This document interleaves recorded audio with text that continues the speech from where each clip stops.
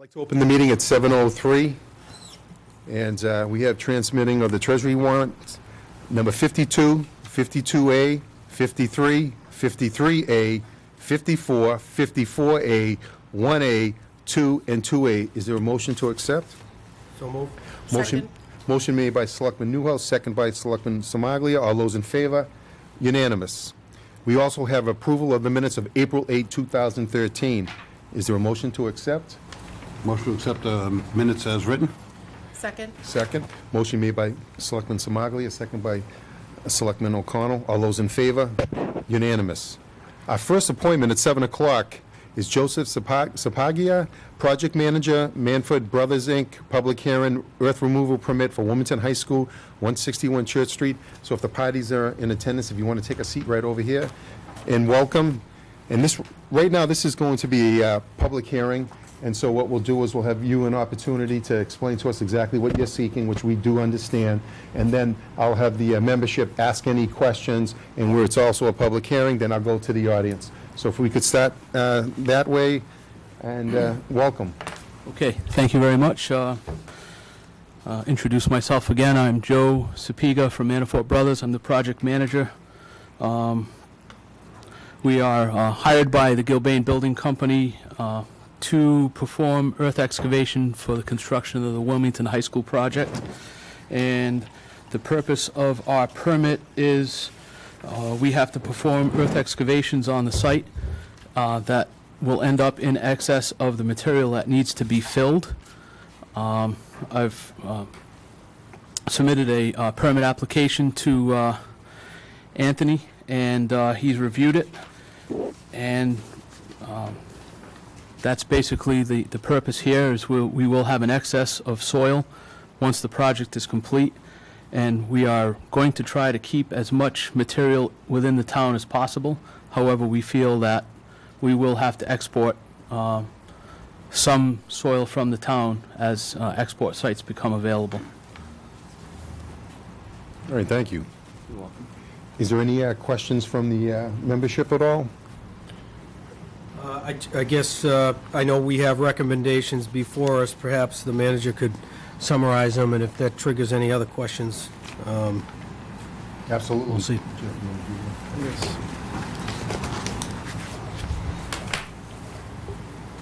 Well, just first of all, just for the record, as part of the public hearing process, notice was sent out to the various abutters, and we have the green cards confirming that that was done.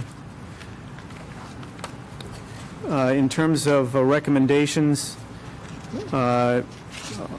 we have recommendations from the Department of Public Works. Actually, why don't I go back to those, since there's some a list of conditions that are proposed there, and I can outline those. The Health Director, Shelley Newhouse, indicates she recommends approval of the earth removal permit. Al Spalding, the Building Inspector, I have reviewed the application for an earth removal permit for the above property and have no outstanding zoning issues. Michael Woods, Water Sewer Superintendent, I have reviewed the earth removal application for the new high school project and have no comments or concerns as it relates to the Water and Sewer Department. Also, Carol Hamilton, Director of Planning and Conservation, after consulting with the conservation agent, Winifred McGowan, I recommend approval of the earth removal permit. And then to go back to the Department of Public Works, Don Onesite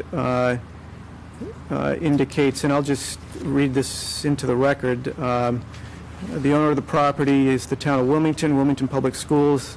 The applicant for this project is Joseph Zapagia, Project Manager, Manafort Brothers, located at 24 Martin Street, Suite 10, Cumberland, Rhode Island. The civil engineer for the project is Sandra A.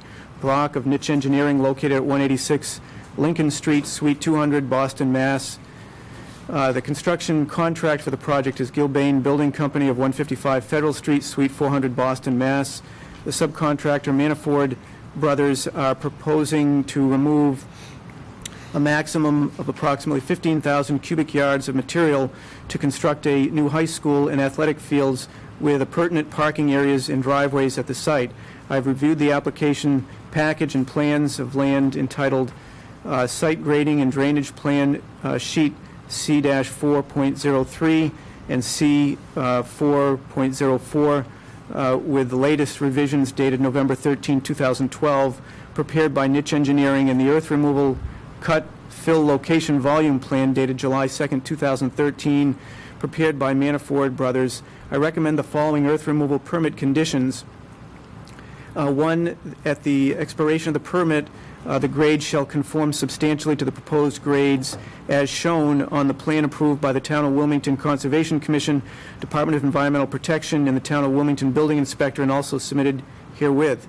Number two, at the expiration of the permit, the entire area shall be covered with loam and seeded with recognized grass seed of good quality, except where ledge rock is exposed in areas containing the building, parking lot, and athletic fields.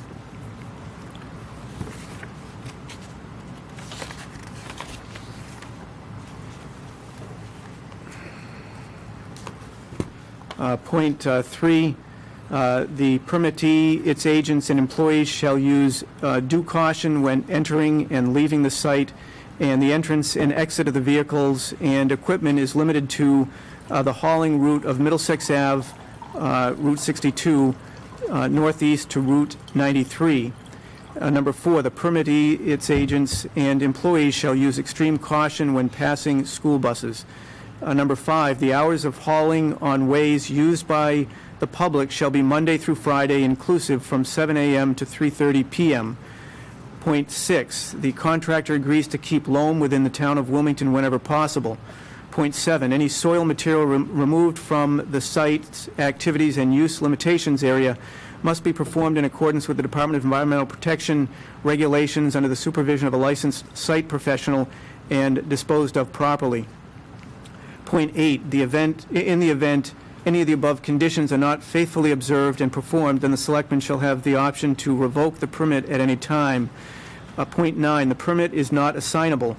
Point 10, periodic inspections shall be made by the Engineering Division to ensure that conditions of the permit are complied with. Point 11, the applicant will notify the town of his intentions to obtain a renewal of this permit at least 30 days before the expiration date of the permit. Point 12, the rock or ledge crushing operations, or if rock or large ledge crushing operations are to be used on site, they will be limited to the hours of operation between 9 a.m. and 3:30 p.m. Monday to Friday. Point 13, should blasting operations be needed, it shall be in accordance with all town and state laws, regulations, and policies. Point 14, the contractor will install a stone pad on site at the vehicle exit access location. Point 15, the contractor is responsible for daily cleanup of all soil material stone tracked along the hauling route. Point 16, the contractor is responsible to limit all dust and excessive noise associated with the earth removal process. In point 17, fee for the permit is $50 payable on issuance of permit. I trust this information will be of assistance. Okay, thank you, Mr. Manager. Given that there's many strict guidelines, is there any questions or comments from the membership at all? Yeah, I'm sorry. I do. I don't want to step on No, anything. I'll start on this side. Selectman Shampoo, go Thank right you. ahead. Thank you, Mr. Chairman. I'm sorry, it's Mr. Zapiga? Zapiga. All right, Mr. Zapiga, thanks for being here. Personally speaking, based on the positive recommendations from the departments and division offices around the town, I have no objection, so you can probably count on us, at least me, voting in the affirmative. But while I have you here, if you don't mind, I'd love to just ask a couple of questions. It mentions, and I was a little confused about why this was elevated to require a permit. I think you answered some of it when you started your presentation, saying that you were going to be removing more than you're putting back. And then I also saw a 15,000 cubic yards of material to construct a new blah, blah, blah, blah on page 1 here. So is it the 15,000 cubic yards that kicks up or kicks off the need for a permit, or is it, what is it that's requiring this permit this evening, I guess? Mr. Shampoo, at this time, we have removed soil from the project site. However, it has stayed within the town of Wilmington. We have exported some soil out of the town of Wilmington. That's approximately 280 cubic yards to date. And because we have so much excess earth, we have had difficulty finding acceptable locations within the town to take such quantities. So we're anticipating having to remove that much outside the town limits. Now, as the project progresses, should locations within the town become available to accept that material, we'll certainly prefer to keep it in town. So it's not just the removal of material, it's the removal of material and exporting it out of the town? Yes. I see.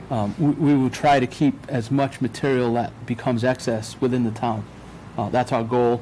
However, we've already had some difficulty finding sites within the town to accept the material we've removed to date. Understood. So we're anticipating we'll run out of sites within the town and we'll have to export. And at that point in time, we'd like to have the permit in hand. In place to be able to do so.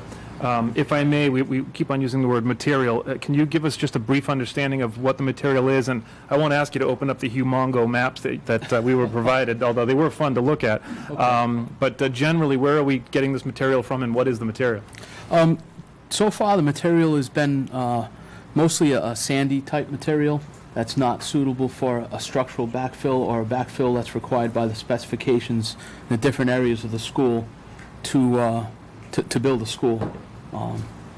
So while it's not, we'll call it bad material, it's just not suitable for the engineered applications that are required by the construction of the new project. We've excavated a loam material that, to date, all of it has gone to the town yards. Okay. And we have a stockpile on site for reuse at other portions of the project. That's where I was leading with the question, sort of. Yeah. If it was reusable, it seems almost a shame to let it go and then have to go reclaim it so at maybe a cost later down the line. So correct. If it's good stuff, we want to hang on to it. Yes. I imagine, right? Yeah. Yes. And a lot of the sandy material to date so far, we've been able to, in some cases, mix that with a processed material on the site. Mm-hmm. To make a material that meets the specification for the structural backfill or any other backfills of that nature. Great. Different specifications that are required throughout the project site. So it is our goal to not export soil if we don't have to. I like that. Thank you. And my last question is probably more for the town manager. Jeff, were you able to confirm that they're working under Gilbane's subguard insurance policy? I think that was the last communication, was to confirm that was the case, and I don't know if that was closed. Yes. It is. Great. Thank you. I don't have any more questions. Thank you very much. Thank you, Mr. Shampoo. My question was on the insurance, which has been answered. Just wanted to get an idea as to the length of the permit that you're requesting this evening, and do you have a time frame when most of this work is planning to be done? A good portion of our work will be done this construction season, and Mike, you might be able to comment to the schedule a little bit. Let me go through it, and if I miss anything, feel free to interject. I think a good portion of our excavation work will be complete this construction season. Once the foundations are complete, we'll demobilize from the job site, and we'll come back again early spring of 2015 to complete all the earthwork on the old high school site. So we're probably 25% complete with our portion of the work at this point in time. We'll probably be not quite 50% complete this season, and then we'll come back and finish off in, is it May of 2015? So Gilbane Building Company, and to Joe's point, right now the schedule, once the new school's turned over, which was targeted for February 13th, 2015, when the students come back after February recess, they'll go to the new school, and then our plan is to take the old school down at that point. So Manifold will be back that spring of 2015, and right now our final completion date is October 23rd, that Friday. So by then, the basketball courts, the parking lot, all the landscaping at that point would be complete, and that will wrap up Maniford's last portion of work. Yes. Thank you, Judy. Before I go to the rest of the membership, the manager wanted to make a quick comment. I just wanted to confirm, is my understanding correct that the request for 15,000 cubic yards of material is a maximum, and that to this point, approximately 7,000 cubic yards has been gone to various town DPW sites. So you're not seeking to remove 15,000 from the town. It's 15,000 minus the 7 that's already been used in the town? No, it's 7 so far has been removed from the site. We anticipate a maximum of 15,000 additional from this point forward. And it all depends on the point that I made to Mr. Shampoo earlier. If we can reuse material on the site by blending, we'll have to remove less material from the job site. That's a worst-case scenario where, if moving forward we find that material is not suitable to blend, if it's an organic material that has a lot of loam or whatnot, we won't be able to reuse it on the job site for anything. That will have to be exported. If we can find a suitable place in the town, we'd prefer to keep it in the town. If not, worst-case scenario would be 15,000 yards outside of the town limits. Thank you, Mr. Manager. I think Okay. all the comments or questions that I would have already been asked and answered. I'm in agreement. All right, where this is a public hearing, I will go to the audience. Is there any questions relative to the public hearing? And state your name for the record, please. And we're going to keep it to the earth removal period. That's all we're going to keep it to. Mr. O'Reilly, go ahead. Yes. Gerald O'Reilly, 65 Wildwood Street. I approve of this here, absolutely. But I made some observations, and I would like to give them to you. There's a small package here for each of you, and you don't have to say anything now. Take a look at it, and if you want to get back to me, you can. And could I possibly get a copy of the requirements? Just could you send them to me? Sure. Thank you. And we're going to distribute that right now, Mr. O'Reilly, to the membership as we are speaking right now. It is a public hearing. Any other questions in the audience? Mr. Lincolnfelter? George Lingenfelter, 11 Concord Street. I noticed, I think it was condition 7, mentioned that an LFP was supposed to provide oversight. I don't think that's really an appropriate condition. It's going to definitely call for a soil management plan, and it goes back to the old AUL issue. Apparently, this earth removal permit is going to encompass this listed disposal site with the MCP and the degrading of soil, and that's currently what's going on out there with the LSP opinion is not in compliance with the anti-degradation provisions of the MCP. And so they're going to have a soil management plan specifically to manage any soil that's removed from the listed disposal site. Would you want to respond to that? At this time, I don't anticipate that we're going to be removing any soil from that use area. 5 foot. Let him answer, Mr. Lincolnfelter. Thank you. I don't anticipate we're going to be removing soil from the job site in that area. There's a 5-foot reduction in grade called for in the plans, and that's going to probably include total excavation depth of about 7.5 feet because of the engineering requirements of the subgrade for the parking areas, if you look at in the engineering contracts. Okay. And so it calls for a reduction in grade of 5 feet final grade, and then but it's going to be probably a total of 7.5 feet of excavation, and that's a listed disposal site. There are specific anti-degradation provisions within the MCP for potentially contaminated soil. You cannot remove that soil, whether it's from that site to another site on the property or to another site in town, another site in a different town, without specific approvals and procedures, not just a general blanket, well, we'll have our LSP go out there and look at it. A specific soil management plan has to be generated in accordance with the MCP regulations. I don't have off the top of my head, which paragraphs and sections, but there's a whole bunch of information in some of those letters that I sent the MSBA about this, that condition 7 is not going to cut it. All right, thank you, Mr. Lincolnfelter. That's noted. And Mr. Newhouse? So I was just going to respond to that point. I mean, the recommended condition number 7 provided by the DPW super says that any soil removed from the AUL must be done in accordance with DEP regulations and under the supervision of a licensed site professional.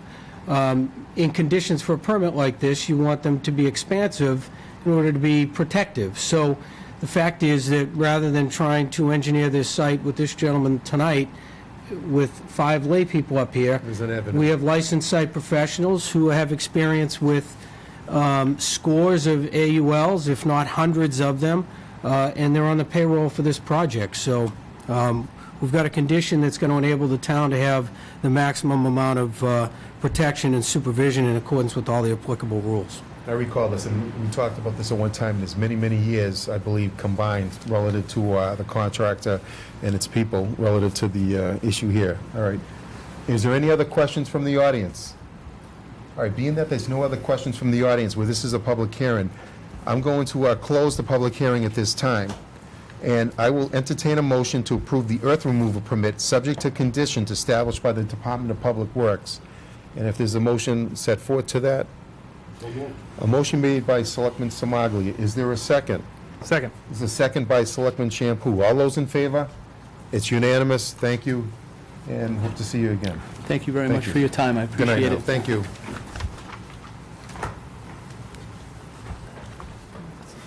I'll give the gentleman a few minutes. Yep.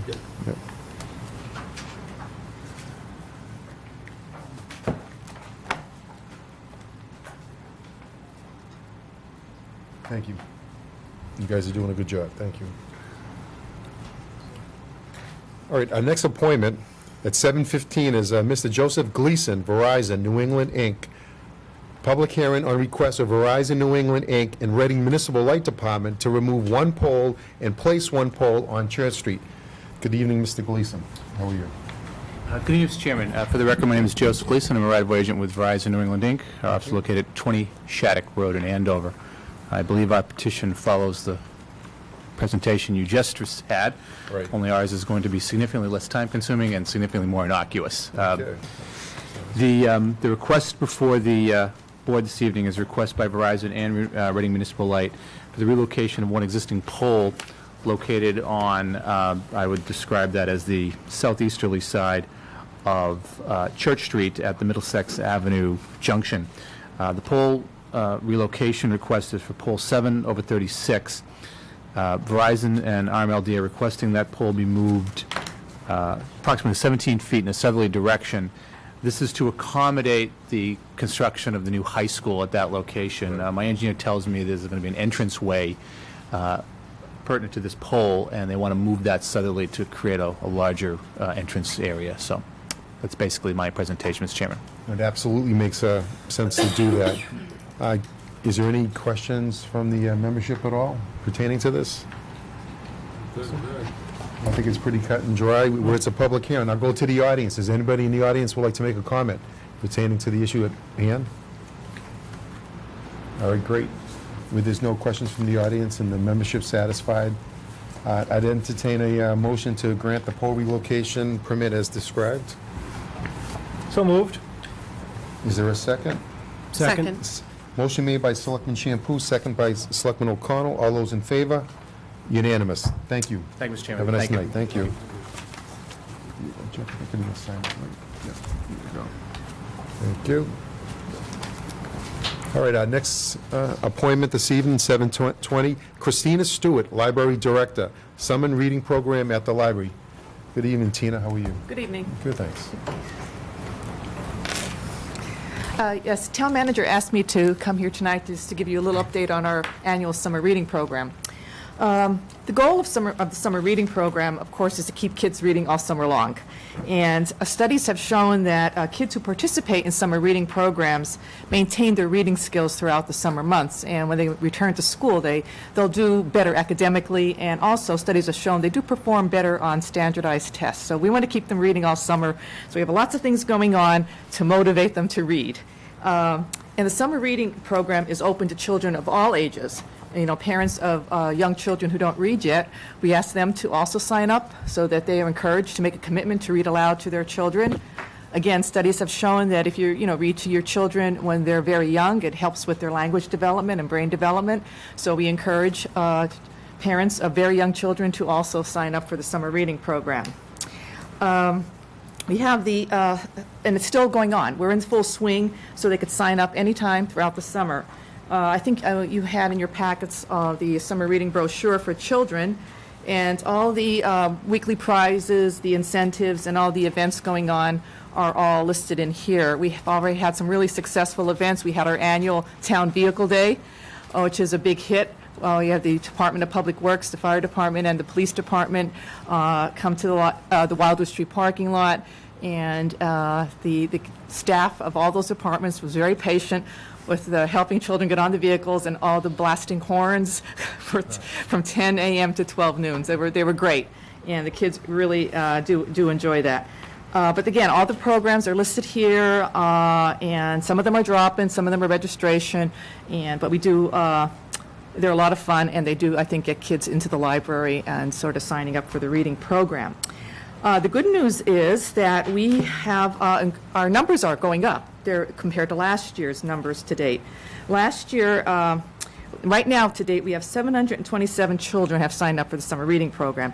Now, at this time last year, we only had 580, so we're really pleased to see those numbers go up. And 1,585 books have been logged by the reading participants. And last year at this time, we only had 651. So we're on a roll. And our goal is to have, by the end of the reading program, which is the middle of August, we hope that Wilmington kids will have read 3,000 books. That's our goal. So again, we ask parents and kids to keep logging on those books, because they can go online and log the books that they read and also come to the library and submit them as well. I think one of the reasons we've had seen an uptick in our numbers is that we've had some really good collaboration with the Wilmington Public Schools and with the rec department. Barbara Robb, our children's librarian, visited the elementary schools, and she made a total of 15 presentations to 1,300 students. And we also been collaborating with the rec department this year, and so we had visits from Tiny Tots and the Kids Club last week, and we had kids also were able to sign up at that time. And Barbara also visited the Shawshene, the playground program at the Shawshene School, and again promoted the program, and she had some kids sign up as well. But again, the reading program is not just for kids. We have a reading program for teens and for adults. And we have an adult, we have lots going on for adults this summer. We also have a separate brochure. And so we ask adults to have some fun. They could log on their books and win weekly prizes, either a gift certificate to Dunkin's or to Starbucks. So we pull a winner every week. And the same for teens. They can log on and also either win a gift card to either of those great places. We have a new teen librarian who just came on board on July 1st, so we already had some teen programs planned, but she's adding a few more for July and August, including Meet the New Teen Librarian on July 19th. And our finale event is an ice cream social on Friday, August 16th, and the kids then will receive their reading certificates, and the grand prize raffle winners will be announced. Now, everyone who logs on their books is eligible for the grand prize raffle. So the more you read, the more chances you have to win. And the grand prize for the kids is a Kindle Fire. And for teens, they get $100 worth of gift certificates to Wilmington pizza shops. And for adults, they're going to get $100 in gift certificates to local restaurants or services. So there's one grand prize winner for each of those age categories. And I have to, at this time, again, point out that our primary source of funding for our summer reading program events and prizes is the Friends of the Library. We couldn't really do all the programming that we do at the library without the Friends' financial support. So I'd just like to make an appeal to everybody out there, if you're not a member of the Friends, to please join, because we're doing more program than we've ever done before, and so really could not do it without the Friends. And so if any members of the Board of Selectmen are not members, please join. It would be a great gesture of support. Applications are available at the library and online. And finally, I just want to take this opportunity to tell you about some events we have planned for Wilmington's 283rd anniversary. Due to the success of our previous years, in 2011, we did a cake decorating contest with themes of Wilmington, and then we did a Wilmington Through Art contest last year. This year, we're sponsoring a Wilmington photography contest. So again, there's applications, and the details are available at the library and online. And on September 25th, which is the official day of Wilmington's incorporation in 1730, we're going to have the opening event for all the photography that we have that is submitted for the event. But following the opening event of the photography contest, we're going to bring back a program we did 17 years ago called Times Gone By in Apple Pie, where we had some long-term Wilmington residents share their memories of Wilmington, and I have commitments from 7 people that are going to be willing to come by and give us their memories from the 30s through the 60s. And our former town manager, Mike Kyer, is going to moderate that program. So it should be a lot of fun. And we encourage everybody to come, and also in the audience to sort of, I'm sure their memories are going to be piqued and might join in and add to the event. So that's actually on September 25th, the anniversary of Wilmington's incorporation. And then on that following Saturday, on the 28th, town curator Terry McDermott's going to lead a walking tour from the library through Wilmington's historical district through the Wildwood Cemetery, and sort of like a cemetery stroll, highlighting some of Wilmington's historic sites in that area. So we hope that you'll mark your calendar and help us celebrate Wilmington's anniversary at the end of September. Thank you, Tina. It sounds like absolutely fun, especially the free pizza. That's good. That's good therapy. Yeah, we'll be coming by and getting something from Michael's place for sure. You got it. Thank you. And any comments from the board at all? Yeah, Mr. Smiley, go ahead. wonderful as usual. The schedule that you put out every summer, and like you said, it's been more and more every year. This is pretty impressive. A lot of good stuff going on there. We're pleased to see the increase in participation too. Very good. Okay. I just want to say thank you very much. I just want to point out again that just a lot of the marketing collateral that you're doing. Yeah. It's very, very well done. And certainly this has been quite a thing for my family. Has been participating, and my family's doing the summer reading and been going weekly. So I definitely feel like there's this new, re-energy at the library, and I feel like it's like a reinvention of what you've been doing in the program that you talked about. Just wanted to say thank you, and I'm certainly going to check out the membership that you talked about. Thank so you. Thank you. Thanks. Thank you very much. I'm always impressed with what you and your entire staff can get done on a limited budget. We all recognize it's you don't have a big, huge checkbook to go and do anything you want. And you have so many, such a breadth of programs and services for age groups from 3 up to 100 or whatever. Regrettably, when my children were young, during the summer, we were at the library frequently, a lot. And they took advantage of all the little kids stuff, and you have so many programs. And as I was going through the materials in preparation for tonight, I got a little nostalgic because they've grown out of this phase. But I'm so glad to see this and to see that you have a new teen coordinator. So that's wonderful news. It's already a great facility for teens, but as we all know, teens sort of lose their interest sometimes in some of the reading activities or whatever. If it's not technology or not an iPod, I have a hard time. We have that too.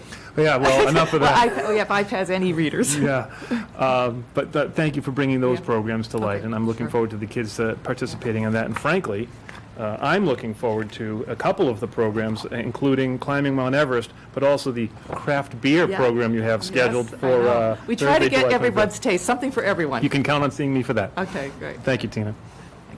All right, thank you. And Tina, once again, great job, and we appreciate you being here, and it's really enlightening us. So thank you, and have a nice night. Thank you for your support. Thank you. Thank you.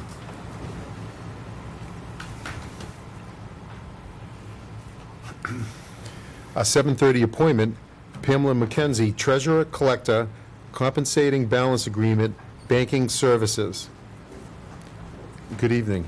Good evening. How are you? Hi. I'm here this evening to make my recommendation for the town's banking services for the next 3 years. Once again, Eastern Bank has come in with a zero-cost proposal based on the 4 proposals that we did receive. Basically, this is just continuing the business that we're currently doing with them. It truly is no cost to the town whatsoever. And just by way of information, this is, this requirement for bidding is per the general laws. Every 3 years, we put these banking services out to bid. The last 6 years, it's been Eastern Bank, but other banking institutions have submitted proposals. They have, and there's been a range of annual costs of between $25,000 and $35,000 per year from these other banks, so it's quite a savings to the town over the last 6 years. Sounds good, significant. Any questions, comments, or motions from the board at all? I just wanted to, just because the air conditioner is on, and I can hear Pam, but one thing that I think bears repeating that I know I heard you say is that this is just through the public procurement process, Eastern Bank has again come in at no cost. And that's, I know that's Yes. redundant, but I Yep. think it bears repeating in case anybody had trouble hearing Yeah, I'm with the air soft-spoken, conditioning. sorry. And also, they were the Yeah. lowest bid too, correct? 0, yeah. Yeah, you know, so. Much the lower best than you zero. Yeah. Get back some money. That's the best you could do. Yeah. So that was it. I Yeah, just all wanted right. to Very good. emphasize that point. Well, you look at, that all being said, I had a bona fide question kind of related to that is, yes, you can't get better than 0, but what about interest-bearing? Or are these not interest-bearing accounts? They are interest-bearing accounts, but these are our main depository accounts. I keep our investable money in different banks that pay higher interest. Okay, so that's what I see, a sweep to investment 12 times a year. Is that going out to various other interest-bearing accounts? That is our one sweep account with Eastern Bank. They sweep it out overnight, invest it, and then buy it back in the morning. Oh, So- interesting, okay. All right, well, that answered that question. It's 0 cost, and we are in fact getting interest, but just at other institutions where we have better rates. Correct. Very well, thank you. Very good. If there's no other questions or comments, if somebody wants to entertain a motion relative to the issue at hand tonight? The motion to for banking services relative to Eastern Bank, I believe. I move that we accept the recommendation of Treasurer Collector Pamela McKenzie relative to the compensating balancing agreement that's been presented. Second. Second. Motion made by Selectman Newhouse, second by Selectman O'Connell. All those in favor? Unanimous. Thank you. Thank you. Have a good night. Thank you.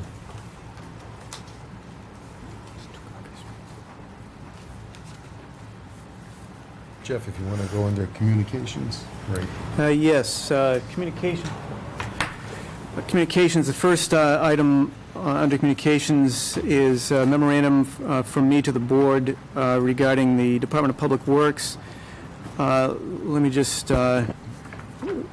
read this into the record. The Department of Public Works Superintendent Donald Onesite will be retiring on November 15th, 2013, after more than 15 years of dedicated service with the town of Wilmington. Under Mr. Onesite's direction, the DPW has continued to provide a high level of service ranging from snow removal to trash and recycling collection, maintenance of local roads, and upkeep of athletic fields, playgrounds, and other town grounds.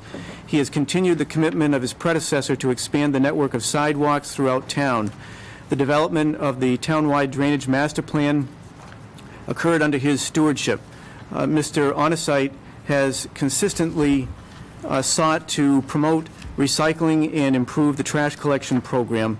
Changes he recommended and implemented to both programs resulted in a reduction in trash collected of nearly 20% since 2006, in growing participation in the recycling program.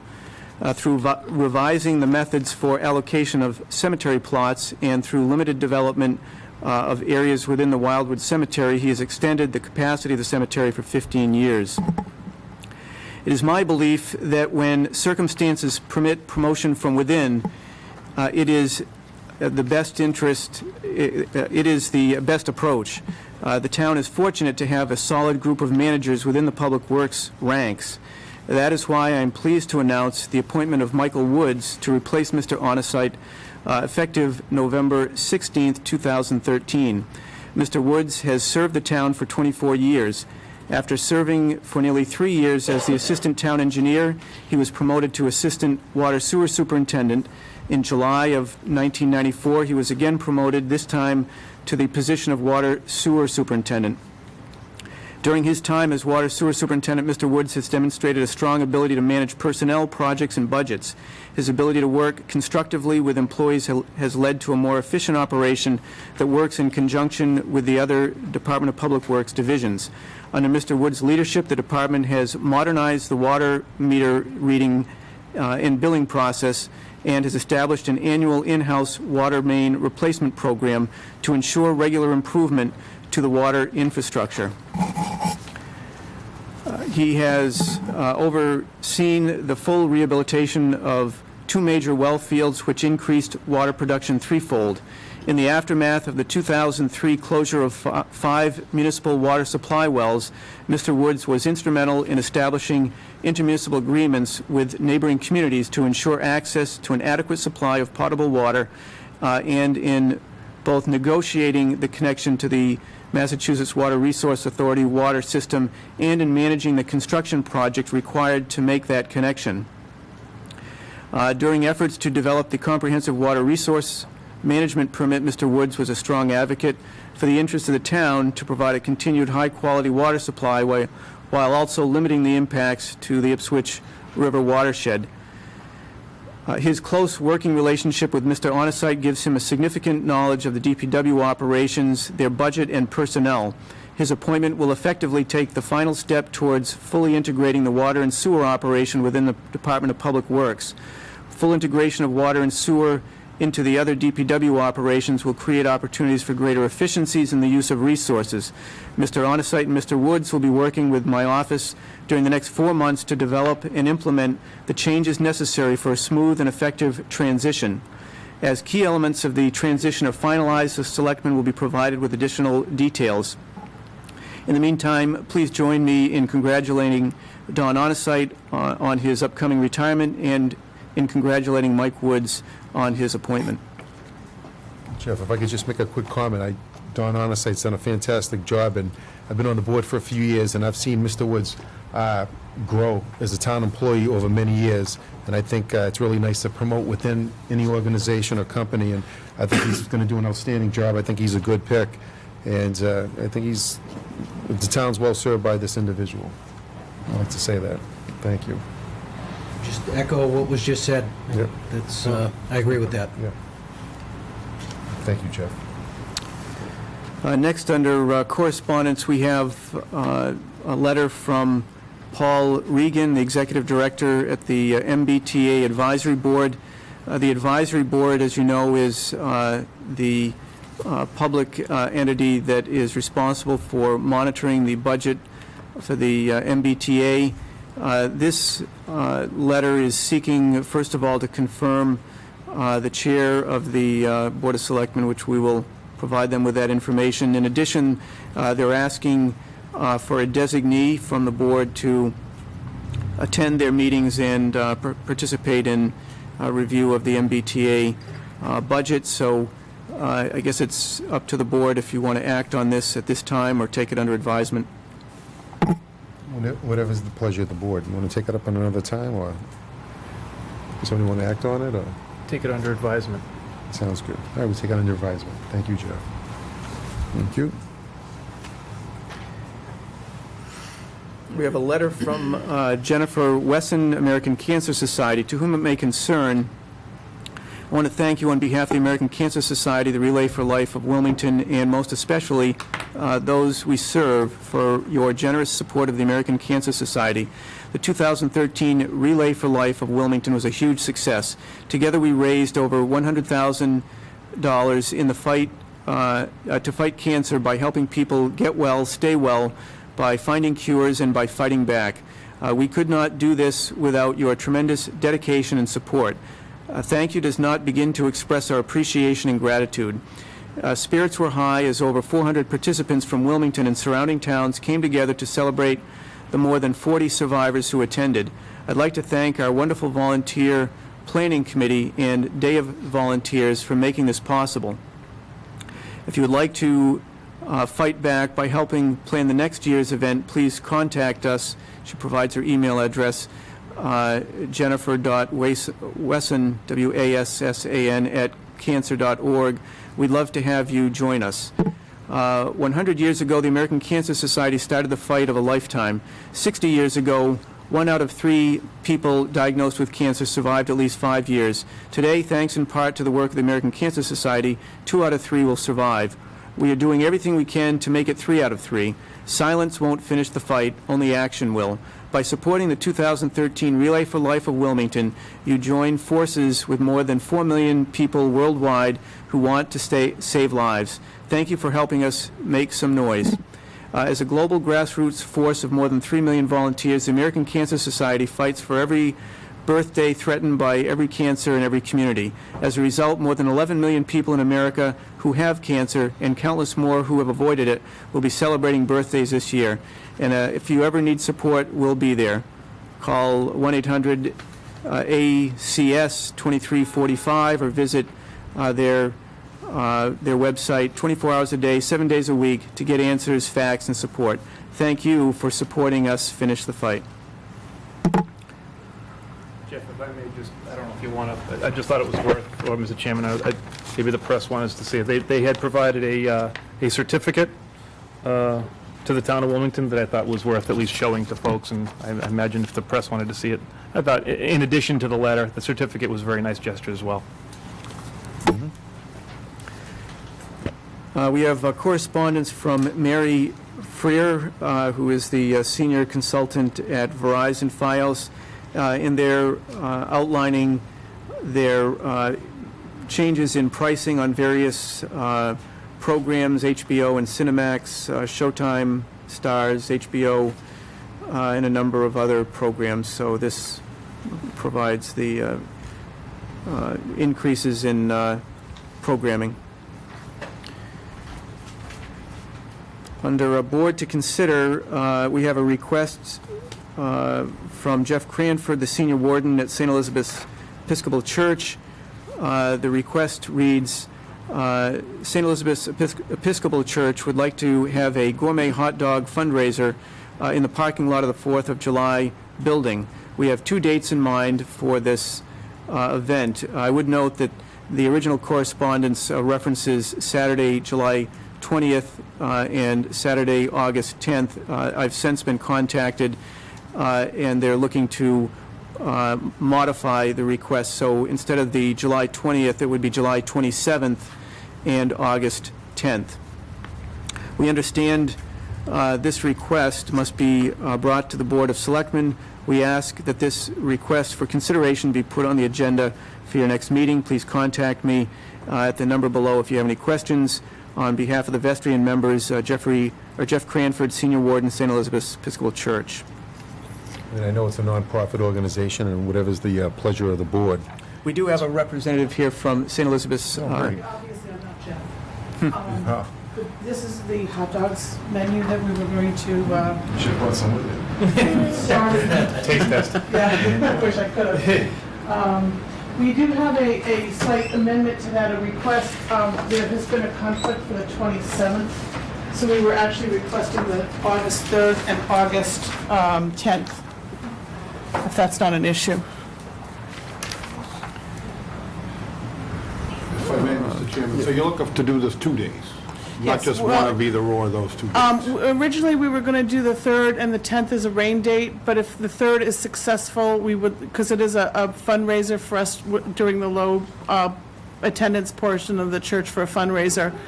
And if it is well success, we would like to also do it on the 10th, yes. And we have talked with the 4th of July committee. They will let us use the electric facilities for the 4th of July building. That has been approved. And also, we have talked to Shelley Newhouse at the Board of Health, and they have also approved. Mr. Chairman? Yes, Mr. Newhouse? I don't know if Mr. Hull has the ability to know whether or not there are any conflicts on August 3rd. My suggestion would be if you can't tell us that we just make it conditional if the board's inclined to. I would say that would be the best approach. I don't know on the 3rd at this point, but I think conditional would be appropriate. The August 10th, we did check, and there were no conflicts there. Mr. Chairman, I'd move that the request be granted for the fundraiser on the dates of August 3rd and August 10th, subject to confirmation by the manager that there are no conflicts. Sounds good. Is there a second? I just have one question before I second it. Are you looking for judges? Is this something that you need judges on? If you would like to come and sample it, then we would be welcome to have you. Okay, then I second it. And how can you say no to the rev, right? Motion made by Selectman Newhouse, second by Selectman Samaglia. All those in favor? And it's unanimous. Good luck on those 2 days. Thank you, okay? sir. Thank you. Have a nice night. Also, under board to consider, we have the agreement with Deutsch Williams for legal services. As you know, the board formally appointed Deutsch Williams to another term beginning July 1st and extending through June 30th. After the vote for appointment, it was then an issue of reviewing the contract with John Foskett, who's the representative from Deutsch Williams.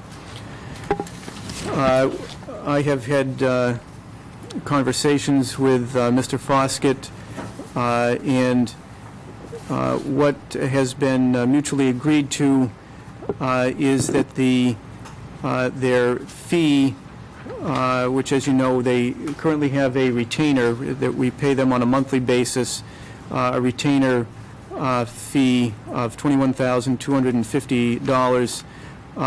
The agreement is to increase that to $22,316, which is an increase of 5%. I would note that they have not, their contract price has not increased since July 1 of 2009. This amount is mutually agreeable. It is understood that we will review the contract in 6 months. One of the issues that was raised by Attorney Foskett was some concern on his part about the increasing amount of legal work that they have been doing, and that's the basis for taking another look at this in 6 months. But he is agreeable to the 5%.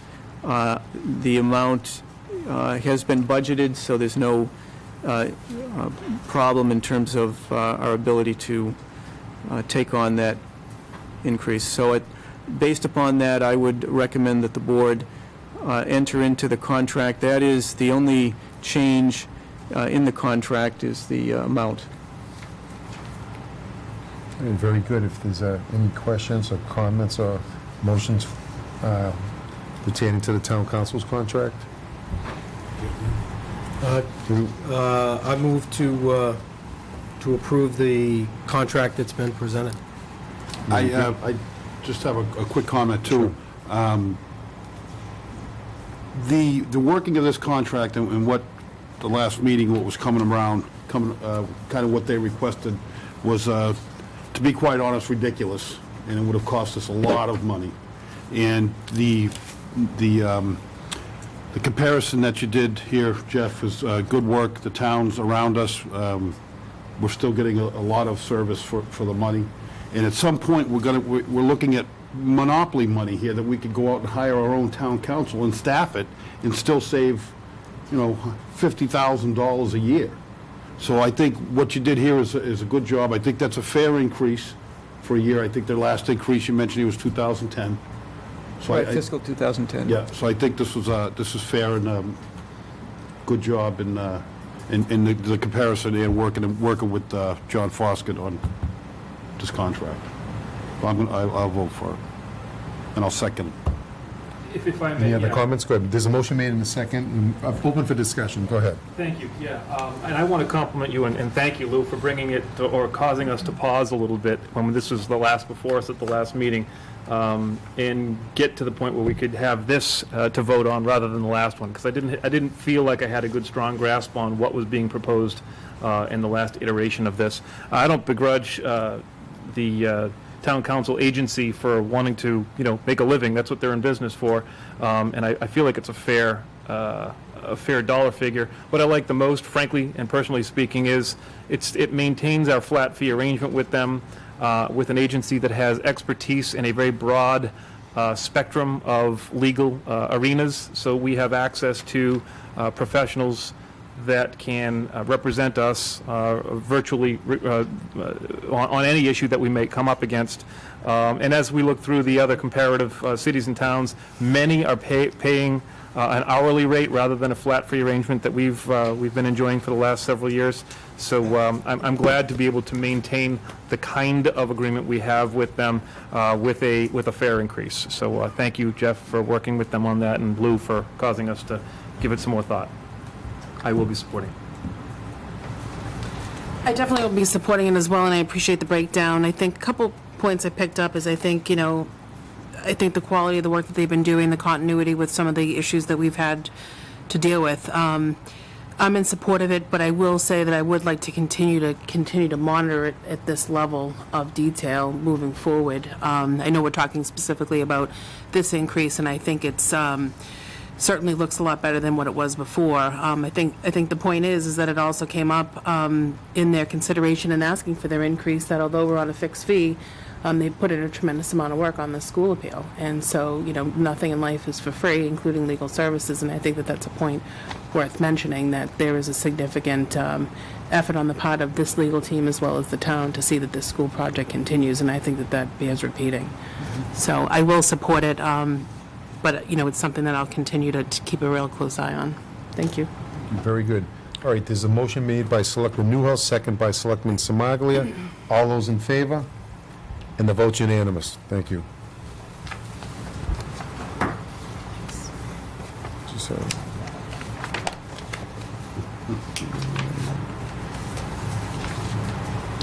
Important dates.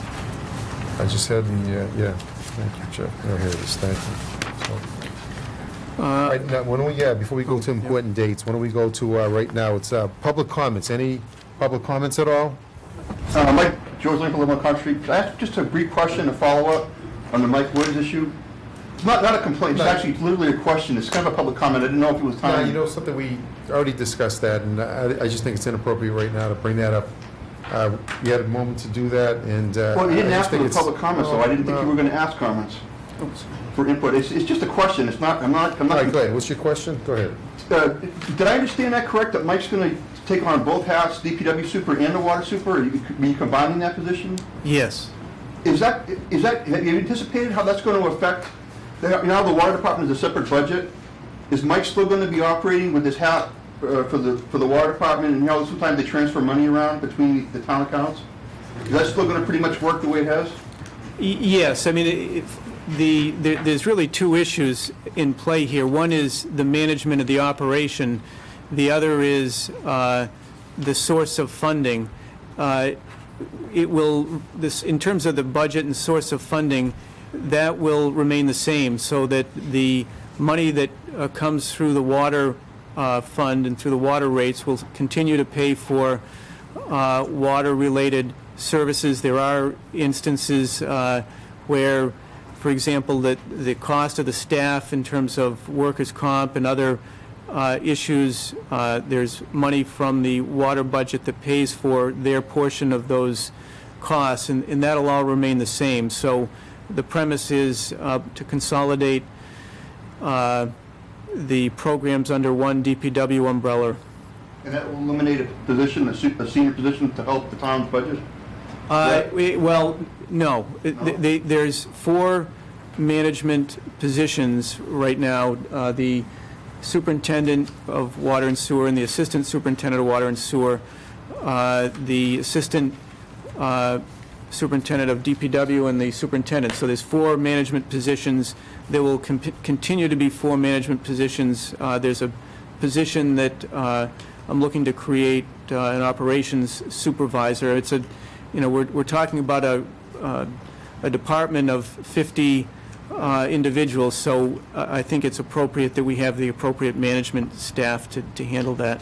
But there will not be an increase, certainly not an increase associated with this process. Thank you. I appreciate that. That's just clarification, Mike. I appreciate it. Thank you. Thank you. No, glad you brought it up. Thank you. All right. Let's see here. All right. Any other public comments? No public comments? All right. Why don't we go to, before important dates, we'll go to the new business and committee reports. And any new business committee reports from anybody? I'm good. All set? Good? No, thank you. All right, what the heck. I'll take just a moment, if I may, it glossed over, so I didn't want to let it go without saying that I wanted to congratulate Don and Mike Woods. Don Onset certainly on a wonderful career, and for moving on and achieving his retirement. I hope he has a great one. And Mike, it's always great to see good things happen to good people. So congratulations to Mr. Woods, and I look forward to working with him.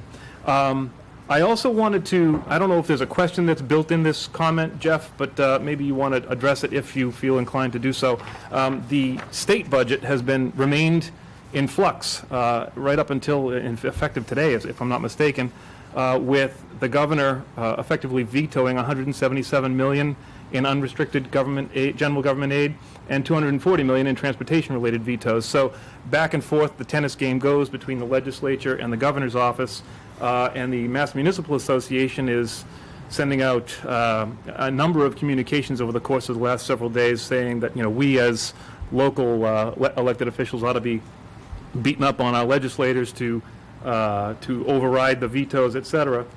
I guess, my concern is, regardless of how you feel about taxation and the gas tax or whatever it might be, at the end of the day, where the rubber hits the road and where the bills get paid is at the cities and towns, and it's here. And so if the cuts that the governor is proposing to make with his vetoes were to go through, would that put it to what degree do you anticipate that would put a dent in our operating reserves or our ability to operate the budget that you've put forward? Well, I would have to, quite honestly, get back to you in terms of the dollars effect on the town. I have not had an opportunity to look at that. It certainly, it does raise a concern.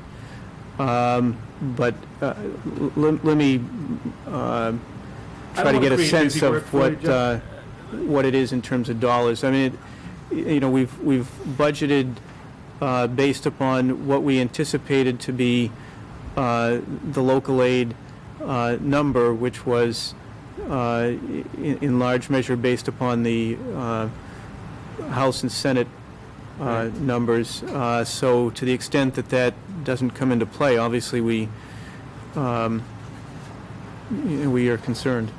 Yeah, the process just seems a little convoluted to me sometimes, and every year that I've been connected with it on this board, it just surprises me that our hands are tied to be able to balance our budget, and we have to do it with assumptions being made about what the state is going to do, and then if the state changes their mind, we've made assumptions and already acted on it that may or may not be able to put in motion. So, and it's not, I'm not frustrated with anyone here at Wilmington. I guess I'm frustrated with the way operations seem to happen between legislature and the governor. And I hope Senator Tarr and Representative Maselli and Representative Gordon will represent us well. And I will tell you, in all candor, I have reached out to each of them personally just to ask them to, address what needs to be done here and represent the town of Wilmington appropriately. So just so the residents are aware of that. And the last thing I wanted to say was, if I could, Dawn, which camera where should I look?